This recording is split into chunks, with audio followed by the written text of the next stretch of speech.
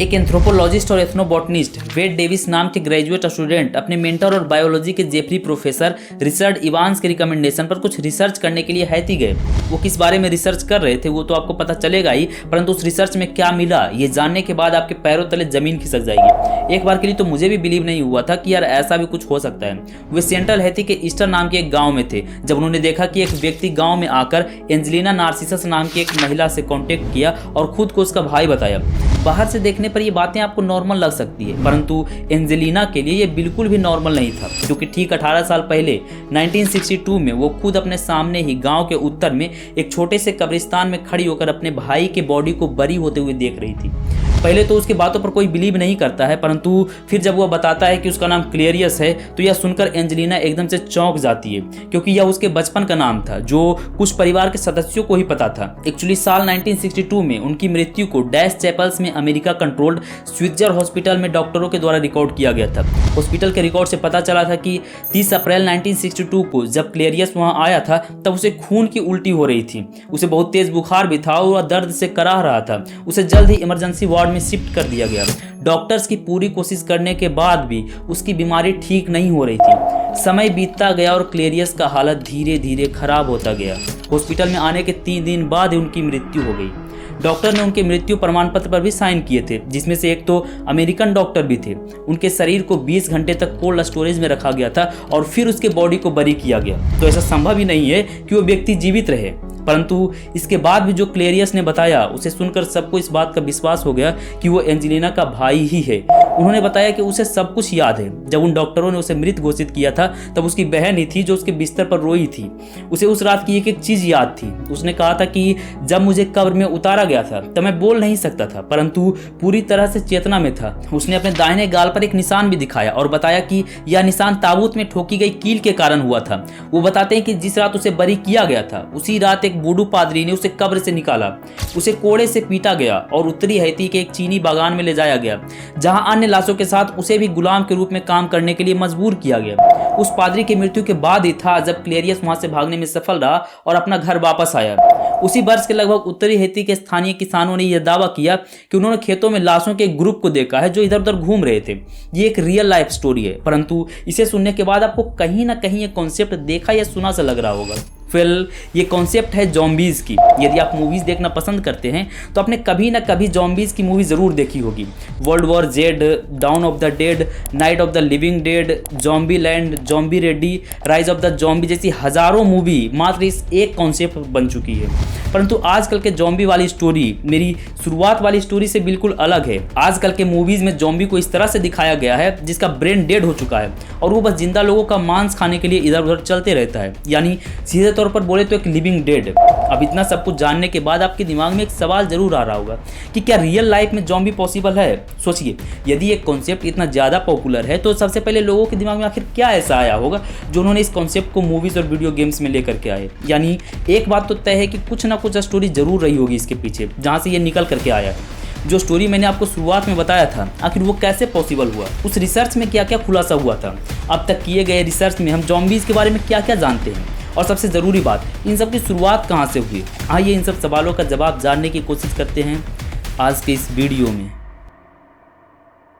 सवाल तो हमारे पास बहुत सारे हैं जिस पर एक एक करके आएंगे, परंतु सबसे पहले हम ये देखते हैं कि आखिर इन सब की शुरुआत कहाँ से हुई। क्यों लोगों को ऐसा लगा कि इस कॉन्सेप्ट पर भी फिल्म और वीडियो गेम्स बनाए जा सकते हैं। क्या यह सिर्फ एक दिमागी उपज है या सच्चाई से इसका कुछ वास्ता है। तो आइए शुरुआत से शुरू करते हैं। बात 15वीं शताब्दी की है जो पुनर्जागरण का समय था। सिल्क रूट में हो रही प्रॉब्लम्स के कारण यूरोप के बहुत सारे देश इंडिया से ट्रेड करने के लिए एक समुद्री मार्ग की खोज कर रहे थे। इसी बीच 3 अगस्त 1492 को क्रिस्टोफर कोलंबस अपने 3 जहाज नीना, पिंटा और सांता मारिया के साथ भारत की खोज के लिए निकलते हैं। उस समय तक उन्हें यह पता था कि दुनिया गोल है, तो यदि वो अपोजिट साइड से भी जाते हैं तो at the all of end वो इंडिया पहुंच जाएंगे। पर किस्मत को शायद कुछ और ही मंजूर था। वो इंडिया की जगह अमेरिका के कैरेबियन आइलैंड पर पहुंच गए। उसी आइलैंड में से एक आइलैंड था हिस्पानियोला। ये आइलैंड हमारी कहानी का एक इंपॉर्टेंट सेगमेंट है, तो इसे याद रखिएगा। आइलैंड की खोज के बाद यूरोपीय पॉपुलेशन यहाँ बढ़ने लगी, जिसके कारण नेटिव पॉपुलेशन, जिसे द ताइनो कहा जाता था, वो बीमारियों और एक्सप्लॉयटेशन के कारण धीरे धीरे नष्ट होती चली गई। बाद में 1512 ईस्वी के आसपास अफ्रीकी लोगों और वॉर प्रिजनर्स को काम करने के लिए गुलाम बनाकर इस आइलैंड पर लाया गया, क्योंकि वो लोग हट्टे कट्टे और मजबूत होते थे और यही कारण था कि वो कंपैरेटिवली ज़्यादा काम करते थे। अब इन सब के बारे में ज़्यादा डिटेल में नहीं बता सकता क्योंकि फिर वीडियो बहुत ज़्यादा लंबा हो जाएगा। अब बस इतना समझ लीजिए कि जो एक बार इस आइलैंड पर गुलाम के रूप में आ गया वो दोबारा कभी वापस नहीं जा सकता था। इसीलिए उन लोगों ने इस आइलैंड पर ही अपना घर बसाना शुरू कर दिया। थोड़ा सा यदि फास्ट फॉरवर्ड करें तो ईयर 1697 में रिस्विक के संधि के द्वारा स्पेनियों ने इस आइलैंड के वेस्टर्न पार्ट को फ्रांसीसियों को दे दिया, जिसे उन लोगों ने सेंट डोमिंगो कॉलोनी नाम दिया। वहाँ लाए जाने वाले गुलामों में से या तो अफ्रीकी मुस्लिम्स होते थे या वैसे लोग जो अफ्रीका के ट्रेडिशनल रिलीजन को फॉलो करते थे। गुलामी ने अफ्रीका के ट्रेडिशनल रिलीजन के सोशल स्ट्रक्चर को डिस्ट्रॉय कर दिया। वहाँ पर लोग अफ्रीका के अलग अलग जगह से लाए जाते थे, इसीलिए उन सबको जरूरत हुई एक नए धर्म की जो सामाजिक अखंडता को बनाए रख सके, और यहीं से शुरुआत हुई एक धर्म की, वुडू धर्म। वुडू धर्म के अनुसार मनुष्य के शरीर में जो भी एक्शंस होते हैं वो सिर्फ दो चीज़ों के कारण होते हैं, ताई बोनेंज और ग्रॉस बोनेंज। हमारे कॉन्शियसनेस से किए जाने वाले सारे काम जैसे खाना, सोचना, चलना, याद रखना आदि को ताई बोनेंज के द्वारा कंट्रोल किया जाता है, तो वहीं सब कॉन्शियसली होने वाले काम जैसे सांस लेना, पलक झपकाना आदि को ग्रॉस बोनेंज के द्वारा कंट्रोल किया जाता है। माना जाता था कि ग्रॉस बोनेंज ईश्वर के द्वारा व्यक्ति के निर्माण के समय ही उसमें रखा जाता है। इसका शरीर के साथ बहुत गहरा संबंध होता है जो मृत्यु के पश्चात अंतिम संस्कार करने के बाद ही ईश्वर के पास जाता है, परंतु वहीं ताई बोनेंज का शरीर के साथ उतना मजबूत संबंध नहीं होता है, जिसके कारण व्यक्ति का ताई बोनेंज उसके शरीर से अस्थायी रूप से अलग भी हो सकता है। वुडू धर्म में कुछ ऐसे भी लोग होते थे जिसे बोकोर कहा जाता था। वो लोग कुछ केमिकल्स और जादू टोना का उपयोग करके लोगों के शरीर से ताई बोनेंज को अलग कर देते थे। उस केमिकल का यूज करने से लोगों का कॉन्शियसनेस खत्म हो जाता, यानी सीधे तौर पर बोले तो लोग कोमा में चले जाते थे, जिससे सभी को लगता था कि वो मर चुके हैं, इसलिए उन्हें अक्सर दफना दिया जाता था। बाद में बोकोर लोग उसे कब्र से निकालकर जॉम्बी की तरह बनाकर अपना गुलाम बना लेते थे। वो जॉम्बी सिर्फ अपने मालिक का कहना मानते और काम करते रहते थे, उसमें अपनी कोई कॉन्शियसनेस नहीं होती थी। ये तो बात रही जॉम्बी कॉन्सेप्ट की शुरुआत की। अब देखते हैं कि आखिर ये सब बात आगे कैसे बढ़ी। तो फ्रांसीसियों ने उन आइलैंड पर रहने वाले लोगों पर बहुत जुल्म किया। यही कारण था कि 18वीं शताब्दी के अंत होते होते वहां एक भयंकर क्रांति देखने को मिली जो दास प्रथा के खिलाफ थी। ये क्रांति इतना अधिक स्तर पर बढ़ गया था कि अफ्रीकी गुलामों ने फ्रांसीसियों का नरसंहार करना शुरू कर दिया। अंत में 1803 में फ्रांस को हार मानना ही पड़ा और वो लोग सेंट डोमिंगो का नाम बदलकर हैती गणराज्य कर देते हैं और विद्रोही दासों के लीडर को कार्यभार देकर चले जाते हैं। उसके बाद कुछ समय तो वैसा ही चलता है, परंतु 19वीं से 20वीं शताब्दी में अमेरिका एक महाशक्ति के रूप में उभरता है और 1915 से 1934 के बीच हैती पर फिर से कब्जा कर लेता है। इसी बीच American writer William Seabrook Haiti island का दौरा करते हैं। कहा जाता है कि William Seabrook American agent, explorer और राइटर भी थे। वहां से आने के बाद 1929 में पहली बार था जब उन्होंने अपने हैती के एक्सपीरियंस को द मैजिक आइलैंड नाम के इस बुक में लिखा। इस बुक में उन्होंने अपने साथ हुई सभी घटनाओं को लिखा, जो भी उसने देखा था, जो भी उसने सुना था, सब कुछ। इसमें उन्होंने ये भी लिखा था कि कैसे जॉम्बीज गन्ने के खेतों में काम करते थे। यदि आप इस बुक को पढ़ना चाहते हैं तो मैं लिंक नीचे डिस्क्रिप्शन में दे दूंगा, आप पढ़ सकते हैं। इस किताब के पब्लिकेशन के 3 साल बाद ही एक फिल्म व्हाइट जॉम्बी बनी जो इस किताब पर बेस्ड थी। यह पहली बार था जब जॉम्बी के कॉन्सेप्ट पर कोई फिल्म बन रही थी। पर आप ये जानकर हैरान होंगे कि जैसा आप इमेजिन कर रहे हैं वैसा उस समय पर बिल्कुल भी नहीं था। उस समय के जॉम्बी का कॉन्सेप्ट आज के जॉम्बी के कॉन्सेप्ट से बिल्कुल अलग था। उस मूवी में ये दिखाया गया था कि कैसे एक प्यार में पागल व्यक्ति कुछ जादू टोना करवाकर अपने पसंद की हुई लड़की को जॉम्बी बना देता है जब वो लड़की किसी और से शादी कर लेती है। सभी को लगता है कि वो लड़की मर चुकी है और उसका अंतिम संस्कार कर देते हैं, लेकिन बाद में जादू टोना का यूज करके उसे फिर से उठा लिया जाता है। इसके बाद के कुछ फिल्मों में भी जॉम्बीज का कॉन्सेप्ट धीरे धीरे यूज किया जाने लगा। उसके बाद रिवॉल्ट ऑफ द जॉम्बी जो 1936 में बनी थी, किंग ऑफ द जॉम्बी जो 1941 में बनी और 1943 में I walk with the zombie जैसी मूवी बनने लगी। जॉम्बी के स्टोरी के लिए सबसे बड़ा टर्निंग पॉइंट था ईयर 1968, क्योंकि यही वो साल था जब पहली बार मॉडर्न जॉम्बी का फाउंडेशन रखा गया। American film maker George A Romero 1968 में night of the living dead नाम से एक लो बजट फिल्म बनाते। इस फिल्म में चलने वाले लाशों को दिखाया गया था जो जिंदा लोगों पर अटैक करके उसका खून पी लेते थे। जो लोग शिकार बनाए जाते थे वो भी एक जिंदा लाश बन जाते थे। ऑल्दो इस फिल्म को बनाने का मकसद जॉम्बी नहीं था, इनफैक्ट इस पूरे फिल्म में जॉम्बी शब्द का यूज तक नहीं किया गया था, परंतु लोगों ने इसे उसी तरह से देखा। इसके बाद तो जैसे जॉम्बीज पर आधारित फिल्म, वेब सीरीज और वीडियो गेम्स की बाढ़ सी आ गई और इस तरह से फाउंडेशन हुआ मॉडर्न जॉम्बी की, जिसे आज हम फिल्मों में देखते हैं। यह सब तो बात रही कहानियों और फिल्मों की। अब हम देखते हैं कि आखिर जॉम्बीज पर हमारा आज तक का रिसर्च क्या कहता है। याद है वीडियो की शुरुआत में मैंने आपको एक कहानी बताई थी जिसमें मैंने आपको बताया था कि कैसे एंजेलिना का भाई क्लेरियस मरने और अंतिम संस्कार होने के 18 साल बाद वापस आया था। तो वहीं से शुरुआत करते हैं। हैती मूल के Canadian trend psychiatrist doctor Lamarck dune 1961 से ही जॉम्बी के सभी रिपोर्टों को सिस्टमैटिकली इन्वेस्टिगेट कर रहे थे। उन्हें इस बात का यकीन था कि जॉम्बी एक्चुअल में होते हैं, परंतु वे कभी इस घटना का साइंटिफिक एक्सप्लेनेशन नहीं दे पाए। उन्हें यह बात बड़ी हैरान करती थी कि आखिर मरे हुए लोग जिंदा कैसे हो सकते हैं। तब उन्होंने इस बात का अनुमान लगाया कि शायद विक्टिम्स को मृत दिखाया जाता होगा। संभवतः एक विशेष प्रकार के केमिकल के माध्यम से लोगों के मेटाबॉलिज्म को धीमा कर दिया जाता होगा। जब विक्टिम को दफनाया जाता है तब कुछ घंटों के भीतर उसे खोद कर निकाल लेते होंगे और फिर किसी तरह से उसे जिंदा कर देते होंगे। वीडियो के शुरुआत वाले एंजेलिना के भाई क्लेरियस के केस ने उनके विश्वास को और मजबूत कर दिया।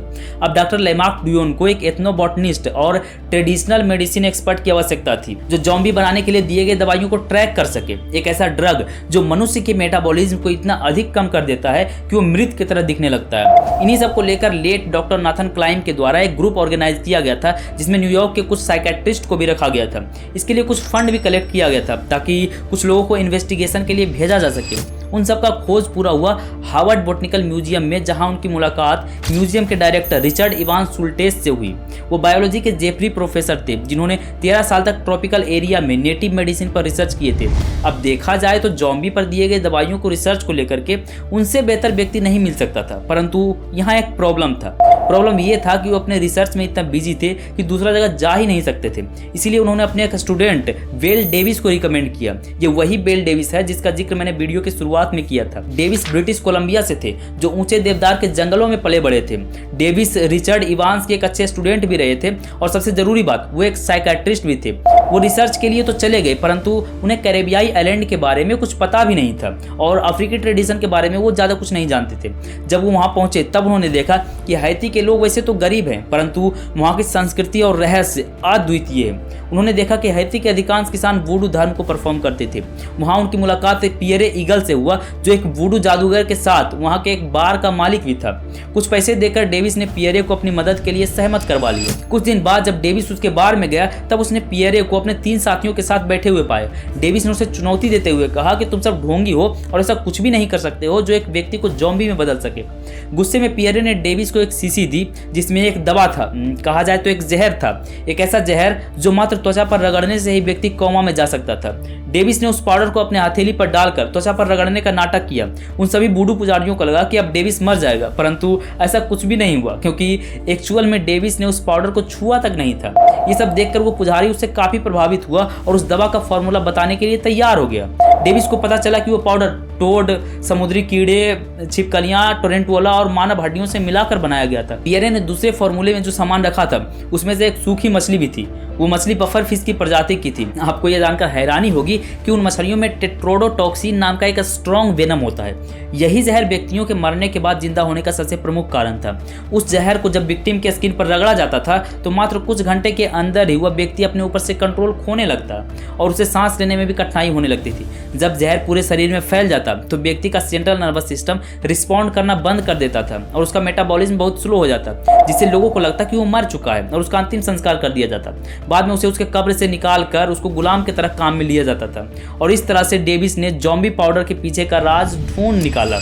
ये तो बात उस समय की थी, पर बात यदि अभी तक के रिसर्च की भी करे तो भी जॉम्बी पॉसिबल नहीं है। ये सिर्फ फिल्मों में ही अच्छा लगता है, रियलिटी से इसका कोई वास्ता नहीं है। ये बात तो आपको भी पता होगी कि फिल्मों को इतना ज्यादा सेंसेशनल इसलिए बनाया जाता है ताकि वो ऑडियंस के अटेंशन को ग्रैब कर सके, पर ऐसा बिल्कुल भी नहीं है कि जॉम्बीज का बिहेवियर मनुष्य में आ ही नहीं सकता है। कई केसेस में रेबीज हो जाने के कारण जब नर्वस सिस्टम ठीक से काम नहीं करता है तो लोग जॉम्बी की तरह एक्ट करने लगते हैं। कैटाटोनिया और कोटार्ड सिंड्रोम जैसे न्यूरोलॉजिकल डिफेक्ट में, जिसमें लोग खुद को मरा हुआ समझ लेते हैं, ऐसे में भी लोग जॉम्बी की तरह एक्ट करने लगते हैं। ये तो बात रही ह्यूमन जॉम्बी की, परंतु प्रकृति में कुछ और भी प्रकार के जॉम्बी होते हैं। आप इस एंट जॉम्बी को ही देख लीजिए। इसके पूरे शरीर को कंट्रोल इसके सिर पर उगा हुआ एक पैरासाइट फंगी करता है। ये फंगी चींटी को एक ऊंचे स्थान पर ले जाकर मरने के लिए बाध्य करता है ताकि फंगी को अपने विकास के लिए अनुकूल वातावरण मिल सके।